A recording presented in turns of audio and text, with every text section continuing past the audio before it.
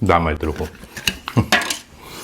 Podobné ročníky ako ja si určite budú pamätať Lucie, čajové pečivo. Toto vyzerá, že úplne podobne. Poďme, dobre. Je to podobné.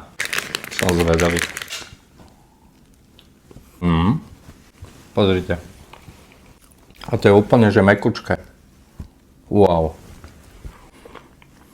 To je fakt dobré. Tak uvidíte niekde, berte. Musím pozrieť, či aj v Bratislave to nemajú. A nebolo to vôbec drahé. Sú tam iba 2 kúsky, ale je to fakt, že vynikajúce. K nejakému čaju. Pecka. Perfektné. Vyrobené v Beskydech. Ňam. A ten džem marhulový je fakt, že super. Bolo by dobre, keby mali väčšie balenie, by som zobral aj domov. To cesto sa úplne, že rozpadáva, rozplýva. No tuto, ako rozprávajú bratia Nemci. Dobrý kauf.